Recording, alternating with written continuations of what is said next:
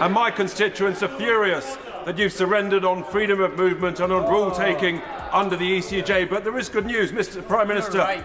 Do you accept that you've also surrendered the jobs of many of your backbench MPs in the next general election to reform? Your name wasn't on this letter. What are your thoughts in regard to its sentiments, Jonathan? I agree with them. You agree with them? Are you going to rebel? I do. I'll be very clear. When these cuts were announced, I spoke locally with my party and said I couldn't envisage myself voting for those cuts. I think we've got to be, and I don't intend to, I should say, very clear. Britain has just experienced a political shockwave, the kind no one saw coming. What once seemed impossible is now unfolding before our eyes. Labour's hold is slipping, and Starmer finds himself at the heart of the storm. It all began in Runcorn and Helsby, where Reform UK pulled off a jaw-dropping upset. They snatched a seat Labour had held for years, and they did it by just 6 votes. The narrowest win in British electoral history. But this wasn't just about one seat changing hands. It's a crack in the system, and it could be just the beginning. Before we begin, I'd like to ask you for a small favour. If you enjoy our content, please take a moment to like this video and subscribe to our channel. It only takes a second, but it makes a huge difference in helping us grow and bring you even better content. Thank you. And now, let's get started. Just to be clear, Jonathan, I haven't heard this before. You're saying that you're going to vote against the government. Is that the first time that you will have rebelled? Yes. And I think it's really important to be clear about this. So much of what is in that green paper is absolutely right. We have to reduce the benefit bill in this country. We have to get people back into work. Work is absolutely the right place for people to be. And I think we've gone through a generation where the benefit bill has skyrocketed. But cutting support for disabled people doesn't solve that problem. That is about balancing the books. That's about making the numbers stack up for fiscal rules and everything else. I have spoken to countless people in Hartlepool, people who actually are in work but rely on PIP in order to support them to do it, who are going to lose under this system. Inside Westminster, the mood quickly shifted from shock to full-blown chaos. Starmer, already under fire for losing touch with Labour's working hours roots, was now facing open rebellion. Disillusioned MP started jumping ship to Reform UK. No longer willing to stay in a party they believe has turned its back on the very people it once vowed to stand up for. These defections weren't just political gestures. They were the first real signs of a bigger exodus. Years of welfare cuts, broken promises and polished double speak have left many feeling angry and betrayed. The foundation Labour once stood so firmly on is beginning to crack. Long-time supporters are walking away. Fringe voices are turning into mainstream movement. And for the first time in decades, Labour is facing a genuine threat from a rising third party. This isn't just Star's crisis, it's the start of a should work and could work and don't want to work, and that's also a massive problem that we have to solve. But simply piling on pain to those in desperate need is not a way to solve anything. The impact assessment released by this government said that it would push 250,000 people into poverty, including 50,000 children. I did not get into politics to do that. So absolutely, the sentiment of that green paper about getting people back into work is right. Getting people off benefits is right. But simply cutting support for people who are disabled is not the way to achieve it. I would argue it probably makes it less likely that some of those people will get into work.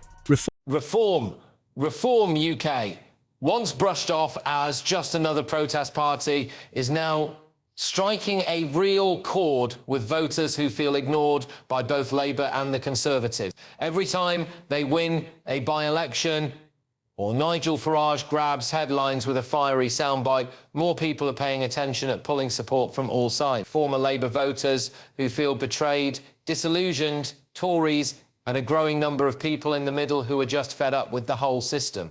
Reform UK's message doesn't try to be pretty or polished. It's blunt, sometimes even abrasive, but that's exactly why it's resonating. It sounds real. In a time when trust in politicians is scraping the bottom, that kind of raw honesty is hitting home in a way. Carefully crafted manifestos just don't. Reform UK isn't just talking policy. They're tapping into how people feel. Frustrated, forgotten, angry, and inside Labour, the cracks are widening. MPs are jumping ship. The backbenchers are getting restless. And even some party veterans are starting to question whether Starmer has what it takes to hold things together. What started as quiet discontent is now a full-blown rebellion. Every defection to Reform UK is more than just a political move. It's a warning sign, one that says Labour might not just be struggling, it might be spiralling. So just to be clear, Jonathan Brash, Labour MP for Hartlepool, you're saying this morning for the first time that you're going to vote against the government on these disability cuts. What is your message to Keir Starmer on this, and what presumably your whip and the person who deals with party discipline within Labour is going to give you a ring about this? You're presumably going to have very similar sentiments to what you've just said to me a moment ago. Yeah, look, my view is that I would urge the government to rethink, to have a look at this again. Do you think they will? I sincerely hope they will. One of the things that frustrates me enormously sometimes about politics is that reassessing your position, changing your position is seen as a sign of weakness. It's not. It's a sign of strength. Looking again, change circumstances, to change position, thinking about what you're doing and whether it's the right course of action and potentially correcting that course of action is a sign of strength. Yes, you'll get political commentators who'll scream U-turn, but who cares? This is about doing the right thing. And there are people right now in my constituency and constituencies right across this country that are worried, they're scared, they're anxious, and they're potentially going to be pushed into poverty by these specific changes around personal independence payments. I think we should rethink that.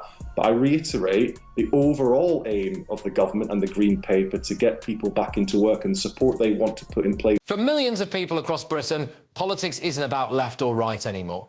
It's about who's paying attention. And right now, Reform UK seems to be the only one truly listening. Behind the scenes, the pressure finally got to Keir Starmer as Labour MPs began to defect and the cracks in party unity widened. He made the one move he had left. He called a snap general election. But let's be clear, this wasn't some bold political strategy. It was an act of survival. His authority had been eroding for months. Whispers of a leadership challenge had grown too loud to ignore. Backed into a corner, Starmer pressed the panic button, hoping to reset the game before the board collapsed altogether. Instead, Parliament was thrown into chaos. Starmer once presented himself as the calm, capable leader who'd steady the ship after years of Conservative turbulence. But to many, he now looked like a man losing control of his own party, scrambling to hold things together. As it all fell apart, his snap election call didn't inspire confidence. It reeked of desperation. The fallout was immediate. Poll numbers took another hit. Labour's internal battles spilt out into public view. Voters, already weary of Starmer's policy U-turns and lack of clear direction, saw this election not as a fresh start, but as a final frantic gamble by a leader on the ropes. Meanwhile, Reform UK continued to rise, steadily gaining ground with each passing day. This election wasn't just the start of another campaign. It was the clearest sign yet that the old political order is breaking down. Britain's future is up for grabs, and the traditional parties are losing their grip. And Labour isn't alone in this crisis. The Conservatives are in free fall too. In the recent local elections, they lost over 600 seats and control of 13 councils. A disaster in any other context, overshadowed only by Labour's implosion. Now Rishi Sunak is trying to hold together a party that's splintering at the seams. The infighting is brutal, and the public is growing more frustrated by the day. The truth, both major parties are bleeding out and a political reckoning is coming. It'll be the first time you've rebelled or threatened to rebel. Do you regret voting for the winter fuel allowance cut? Should you have rebelled on that? It's a complicated one because I've said to you before, Peter, I absolutely agree with the principle of means testing. There's no way, for instance, my parents who are perfectly well off should be receiving a state handout with their heating bills. But as I've always said, I thought the threshold was too low. If I'm honest with you, maybe I can probably put my hand on my heart and say that maybe I shouldn't have voted for it at the time.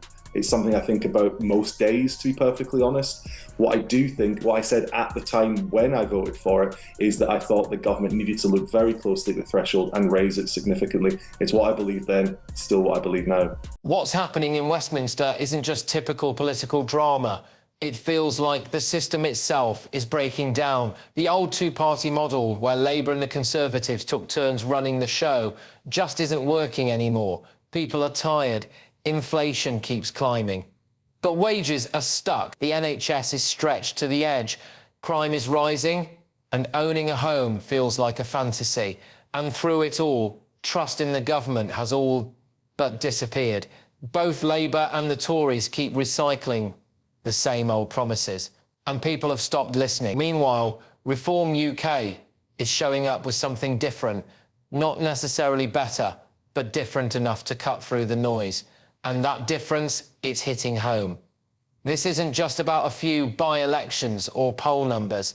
It's deeper than that. The country is close to a breaking point, and the loyalty that once held up the two big parties is starting to crumble. Reform UK has stepped into that space, and even they seem surprised by how much ground they're gaining. Starmer tried to be all things to all people, but in doing so, Labour started to lose its identity. The party softened its positions, blurred its messaging, and turned bold promises into vague talking points. For a while, that strategy seemed to keep things steady, but now the balancing act has fallen apart. As frustration grows across the country, Starmer appears more and more distant. He once came across as the adult in the room, calm, measured, and responsible. But today, even people within his own party are wondering what he actually stands for. Some say he can't make decisions. Others think he just doesn't get it anymore. Either way, Labour voters are starting to feel like they don't recognise the party they once supported. The shift toward Reform UK didn't happen overnight. It followed months of Labour missteps, tone-deaf messaging, sudden policy reversals, and an unwillingness to face uncomfortable truths. Inside Labour, support for Starr is beginning to crack. That snap election, it wasn't a bold move, it was a distress signal. It came too late to fix the real problem. It's not just that Starr lacks momentum, it's that he lacks a mission. I'm registered blind. They think I can't do it. They think I'm not capable. They always use the words health and safety risk every time. And I don't understand what the Chancellor wants us to do, because if she cuts that money from us, how are we supposed to pay our bills? Employers don't want to give us a job. What are we supposed to do? Just disappear into the aether? So are you going to be affected by these cuts? More than likely, yeah. I've had difficulties over the last 2 weeks where they've taken away a premium I'm entitled to without giving a reason I might add. And over the last 2 weeks, I've attempted to take my life at least twice because of these things that are happening and what's going to happen to us. I won't be able to pay my mortgage. I won't be able to cover my bills. It's already hard enough. I have to pay a fortune just to get to hospital appointments. We don't choose to be born this way. We don't choose to need extra help. So why should we be punished? Labour's troubles didn't end with defections or campaign blunders. One of the most damaging moments came from within. During a live radio panel, MP Lucy Powell sparked outrage when she appeared to downplay a Channel 4 documentary exposing abuse by grooming gangs. The backlash was swift, not just from political rivals, but from ordinary people who felt dismissed. It wasn't just what she said, it was the timing. Reform UK was already gaining ground with voters who believed mainstream parties were avoiding tough issues. Then, Powell's comments seemed to confirm their fears that Labour cared more about image than impact. She later apologised, claiming she was criticising political opportunism, not the victims. But for many, the damage was already done. Voters saw it as yet another moment where Labour prioritised optics over empathy. The party's trust deficit deepened. People were already questioning Labour's commitment to justice on sensitive matters. Now they were angry. Reform UK capitalised on it immediately. Powell's apology came quickly, but critics said her remarks trivialised child exploitation and shut down honest debate. What made things worse was the party leadership's slow, vague response. When asked if Starmer supported Powell's stance, his spokesperson dodged the question. That lack of clarity didn't just frustrate people, it enraged them. It made Labour look like it was more focused on managing headlines than confronting painful truths. Ultimately, it wasn't just Powell's words that hurt, it was the party's refusal to fully face the hurt behind them. Outside the party, calls for more action are growing louder. Conservative co-chair Nigel Huddleston accused Labour of downplaying the scandal to protect councils they control, demanding a full public inquiry, calling it a moral duty, not politics. Shadow Home Secretary Chris Phelps agreed, saying justice must come before party image. Families of survivors like Marlon West, whose daughter's story was featured in a documentary, aren't asking for apologies. They want real change, and many doubt Labour is ready to deliver. This isn't just Labour's problem anymore. It signals a wider breakdown in the political system. From scandals to by-election shocks and defections, there's a clear gap between politicians and the public. Voters aren't just frustrated, they're fed up. Reform UK's rise shows they're ready to reject the old ways. This movement isn't about polished campaigns. It's raw emotion, disbelief that no matter who leads, nothing improves. Communities see wages stagnant, services failing, and politicians blaming each other while doing nothing. That anger is fueling Reform UK's surge. Now with a snap, election amid chaos, Labour divided, Conservatives faltering and Reform UK rising. Voters aren't just picking the lesser evil, they want something new. This election could reshape British politics for generations. What once seemed impossible is happening. The political landscape is breaking open, and this is only the beginning. If you want more honest coverage, hit subscribe and share your thoughts. Is Reform UK the future or just another protest vote?